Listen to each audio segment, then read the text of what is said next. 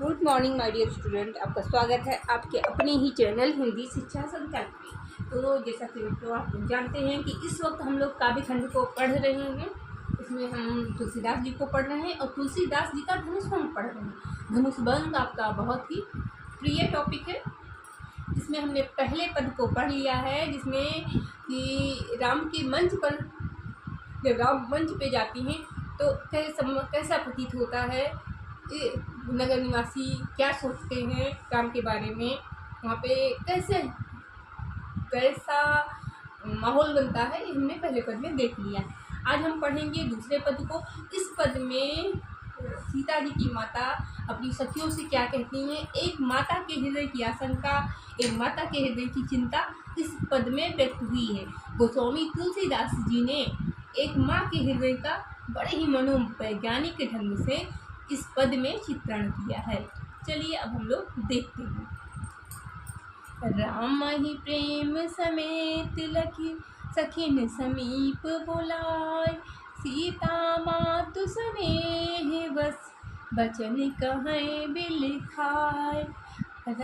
राम को प्रेम सहित देखकर, सखियों को अपने पास बुलाकर सीता की माता बड़े प्रेम के वशीभूत होकर रोते हुए वचन कहती हैं। तो क्या कहती हैं आगे हम देखते हैं चौपाई में। सखी सब कौतुक देखी निहारे, जेऊ कहावत ही तू हमारे, को न बुझाई कहे गुर पाही, ए बालक असहठ भल नाही। रामन बान छुआ नहीं चापा, हारे सकल भूप करि दापा।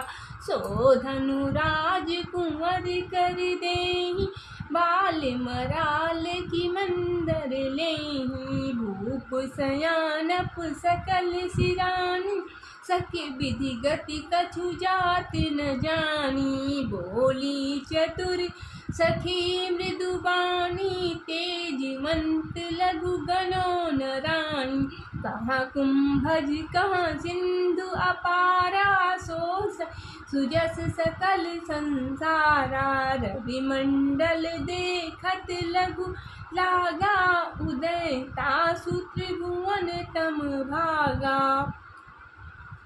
सखी सब कौतुक देखी निहारी, हे सखी सब कौतुक का अर्थ कौतूहल वश तमाशा देखने आई हुई हैं। जीव कहावत हितु हमारे, जिनको हमारा हितैषी कहा जाता है, वो सब तमाशा देखने आए हैं, सब मजे लेने आई हुई हैं।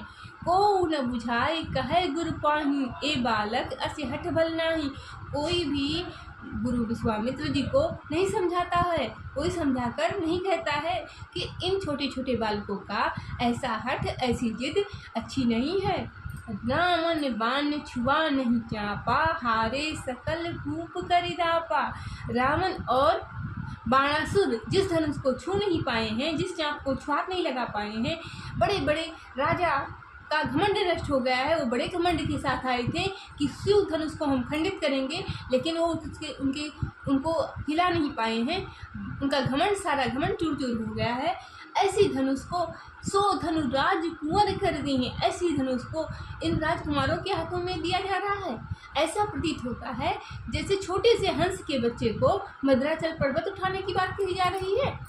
भूप सयानप सकल सिरानी, राजा का सारा सयानापन नष्ट हो गया है। सखी विधि गति कछु जात न जानी, हे सखी क्या विधि का विधान यही है कि हमारा तमाशा बने, हमारा मजाक उड़ाया जाए। बोली चतुर सखी मृदबानी, तेजवंत लघु गनो न रानी। एक सीता जी की माता की एक सखी बड़ी चतुर है, बड़े ही प्रेम पूर्वक कहती है, हे सखी ये बालक बड़े तेजवंत हैं, इनको छोटा मत समझिए। उदाहरण भी देती है कि कहाँ कुंभज कहाँ सिंधु अपारा, सो सुजस सकल संसारा।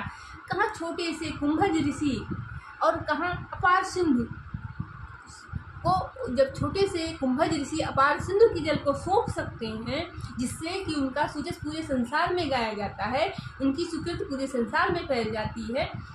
कहाँ रवि मंडल देखत लघुलारा, सूर्य का मंडल देखने में कितना छोटा लगता है। उदय तासुतन त्रिभुवनतम भागा। जब वो उदय होता है तो संपूर्ण संसार का अंधेरा नष्ट हो जाता है। तो हे सखी, आप चिंता मत करो। राम भले ही देखने में छोटे लगते हैं, लेकिन वो बहुत तेजवंत हैं। शिव के धनुष को वो ही तोड़ेंगे, आप चिंता मत कीजिए। एक सीता जी के माता की एक चतुर सखी उनको कुछ उदाहरण देके उन्हें समझाती है। तो बच्चों चलिए इस पद के कुछ कठिन शब्दों का हम देख लेते हैं। देखिए बच्चों, राम ही प्रेम समीत लखी, लखी का अर्थ होता है देखना। सखी ने समीप बुलाए, मतलब पास, सखियों को पास में बुलाए के। सीता मात स्नेह, सीता की माता बहुत ही प्रेम के वशीभूत होकर वचन कहें बिलखाए। बिलखाए का अर्थ होता है रोते हुए, रोते हुए कुछ वचन कहती हैं। सख सब कौतुक देख निहारे, निहारे का अर्थ होता है कौतुक का यहाँ पर अर्थ है मजा लेना, मजाक उड़ाना, और निहारे का अर्थ होता है देखना। हितु का अर्थ होता है हितैषी, जेव कहावत हितु हमारे यहाँ हितु का अर्थ होता है हितैषी। को न बुझाए कहें गुरु पाही, कोई भी बुझाए का मतलब होता है समझाए। गुरु पाही का अर्थ है गुरु विश्वामित्र से। ए बालक अस हठ भल नाई, हठ का अर्थ होता है जिद। रावण बाण, बच्चों देखो ये बात है, छुआ नहीं चापा। रावण का अर्थ रावण, बाण का अर्थ बाण भी होता है, बाणासुर भी होता है। छुआ नहीं चापा, चापा का अर्थ होता है धनुष। हारे सकल भूप कर दापा, भूप का अर्थ होता है राजा, और दापा का अर्थ होता है दर्प घमंड। सो धनु, धनु का अर्थ हो गया धनुष। राजकुमार का अर्थ हो गया है मतलब राजकुमार। देही का अर्थ हो गया देना। बाल मराल की मंदर नहीं, सबसे न समझने वाला वर्ड यहीं पे यही है बच्चों। बाल मराल का अर्थ होता है हंस का बच्चा। ध्यान दीजिएगा बच्चों, ये शब्द थोड़ा कठिन है। बाल मराल का अर्थ होता है हंस का बच्चा। मंदर नहीं मतलब मंदराचल पर्वत को उठाना लेना। भूप सयानप सकल सियाने, राजा का सारा सयानापन नष्ट होना। सखी विधि गति कछु जात न जाने, विधिगत मतलब विधाता की गति, विधि का विधान। बोली सखी चतुर मृदमानी, मृद का मतलब मीठा। तेज मंत लघु गणों न रानी, लघु का अर्थ छोटा, गणों का मतलब गिनना। कहाँ कुंभज कहाँ सिंधु अपारा, कुंभज का अर्थ बच्चों यहाँ पर अगस्त्य ऋषि से है, उनका एक नाम कुंभज भी है। सोसय मतलब सोफना, सुजस मतलब सुकृत, सकल का अर्थ होता पूरे संसार का अर्थ होता संसार। रवि मंडल मतलब सूर्य का मंडल। देखत लघु लागा, देखने में छोटा लगता है। उदय दास त्रिभुवनतम भागा, उदय होते ही संपूर्ण संसार का अंधेरा नष्ट हो जाता है।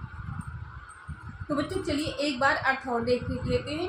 राम ही प्रेम समेत लखी, सखिन समीप बुलाए। राम को प्रेम सहित देखकर सखियों को अपने पास में बुलाकर सीता मातु स्नेह बस वचन कहें बिलखाए। सीता की माता अति प्रेम के वशीभूत होकर रोते हुए कुछ वचन कहती हैं कि हे सखी, ये सब जो हमारे हितैषी हैं, जो हमारे हितैषी बन के आए हैं, यहाँ पे बैठे हुए हैं, ये सब हमारे हितैषी नहीं हैं, ये सब तमाशा देखने वाले हैं। अगर कोई हमारा हितैषी होता तो राजा गुरु विश्वामित्र को समझाता और कहता इन बालकों से ऐसा हठ मत करवाइए। रावण बाण छुआ नहीं चापा, हारे सकल भूर कर दापा। रावण और बाणासुर जिस धनुष को छू नहीं पाए हैं, बड़े बड़े राजाओं का घमंड नष्ट हो गया है। ऐसी धनुष इन सुकुमार राजकुमारों के हाथ में दिया जा रहा है। ऐसा नहीं लग रहा है कि जैसे एक छोटे से हंस के बच्चे को मद्राचल पर्वत उठाने की बात कही जा रही है। भूप सयानप सकल सिरानी, सखबी गति कछु जात न जाती। हे सखी, ऐसा प्रतीत हो रहा है कि अब हमारा समय ही खराब है, राजा का सारा सयानापन नष्ट हो गया है। क्या विधि का विधान यही है कि हमारा अपमान हो, राजा की प्रतिज्ञा भंग हो। बोली चतुर सखी मृदबानी, तेजवंत लघु गणों न रानी। तब एक सखी चतुर सखी बोलती है बड़े प्रेम पूर्वक कि हे रानी, ये बालक बहुत तेजवान है, इनको छोटा मत समझिए। और उदाहरण भी देती हुई है कि कहाँ कुंभज कहाँ सिंधु अपारा, क्योंकि कहाँ छोटे से कुंभज ऋषि और कहाँ अपार सिंधु का जल। सो से सुजस सकल संसारा, जिसको वो सोख गए, जिससे इनकी सुकृत पूरे संसार में होती है। रवि मंडल देखत लघु लागा, सूर्य का मंडल देखने में कितना छोटा लगता है, लेकिन उसके उदय होते ही संपूर्ण संसार का अंधेरा नष्ट हो जाता है। हे सखी, राम देखने में भले छोटे हैं, लेकिन शिव के धनुष को राम ही तोड़ेंगे। अब बच्चों देखते हैं, प्रश्न तो बाद मैंने लिखे ही नहीं है, लेकिन चलो ऐसे ही हम समझाते हैं जो हमारे समझ में आ रहे हैं, कैसे कैसे प्रश्न बन सकते हैं। पहला तो बच्चों आपका संदर्भ किसी भी पद का आ सकता है। तो उसमें तो आपका हर जगह पूरे तुलसीदास के पूरे उसमें एक ही संदर्भ रहेगा। प्रस्तुत पद्यांश हमारी काव्य खंड में तुलसीदास जी के धनुषभंग नामक शीर्षक से लिया गया है और यह श्री रामचरितमानस के बालकांड से है। और प्रसंग की बात करें तो प्रसंग में आपका यही आएगा कि सीता जी की माता की मनोअवस्था का वर्णन तुलसीदास जी ने बड़े ही अच्छे ढंग से किया है। और अब बात करते हैं, एक प्रश्न बनता है कि रेखांकित पंक्ति की व्याख्या कीजिए। तो बच्चों इसका मैंने कई बार अर्थ आपको समझा दिया है। जहाँ तक मेरा ख्याल है कि आपको समझ में आ गया होगा। तो किसी भी पंक्ति को अगर अंडरलाइन कर दिया गया है, उसका अर्थ लिखने को आपसे कहा जाता है तो आप कर लेंगे। और अब एक प्रश्न बनता है कि काव्य सौंदर्य, तो काव्य सौंदर्य हम आपको बता देते हैं। तो देखिए बच्चों, इसका आपका काव्य सौंदर्य होगा, इसकी भाषा आपकी क्या होगी? भाषा आपकी अवधि ही होगी। भाषा क्या होगी? अवधि ही होगी। और क्या है इसमें? रस होगा आपका वात्सल्य और शांत।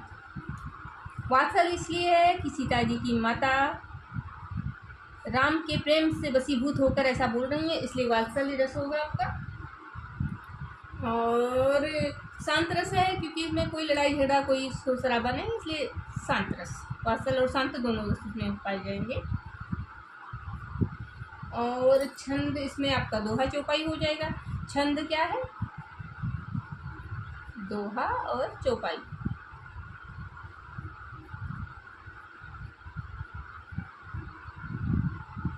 और अब बात करते हैं अलंकार की। अलंकार आपका इसमें अनुप्रास रहेगा। और